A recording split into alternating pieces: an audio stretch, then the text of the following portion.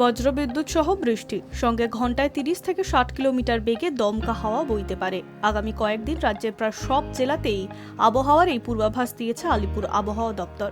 কোথাও কোথাও ভারী বৃষ্টির সতর্কতা জারি করা হয়েছে। ঝড় বৃষ্টির ফলে তাপমাত্রা কিছুটা কমতে পারে। 9টি জেলার জন্য কমলা সতর্কতা দিয়েছে হাওয়া অফিস।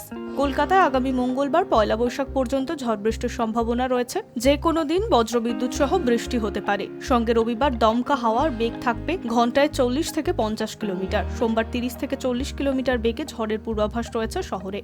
মঙ্গলবার পর্যন্ত এই পূর্বাভাস রয়েছে দক্ষিণবঙ্গের সর্বত্র।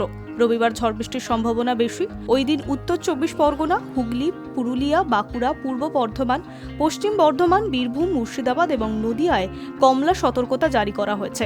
এই জেলাগুলিতে বিক্ষিপ্তভাবে হালকা থেকে মাঝারি বৃষ্টি এবং ঘন্টায় 50 থেকে 60 কিলোমিটার বেগে ঝড় বইতে পারে। বীরভূম, পশ্চিম বর্ধমান, বাঁকুড়া এবং পুরুলিয়ার এই সতর্কতা রয়েছে শনিবারও। দার্জিলিং, জলপাইগুড়ি সহ উত্তরবঙ্গের একাধিক জেলায় ভারী বৃষ্টির সতর্কতা জারি করেছে হাওয়া অফিস। উত্তরের সব জেলাতেই রয়েছে কমলা সতর্কতা বার্তা। শনিবার দার্জিলিং, জলপাইগুড়ি এবং আলিপুরদুয়ারে বজ্রবিদ্যুৎ সহ ভারী বৃষ্টির সম্ভাবনা। ঝড়ের গতি থাকবে 50 থেকে 60 কিলোমিটার প্রতি ঘন্টায়।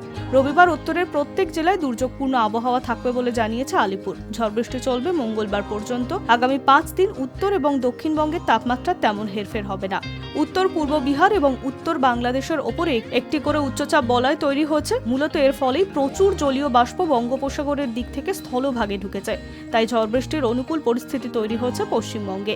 চৈত্রের গরমে যা কিছুটা হলেও স্বস্তি দিচ্ছে। Hi News network.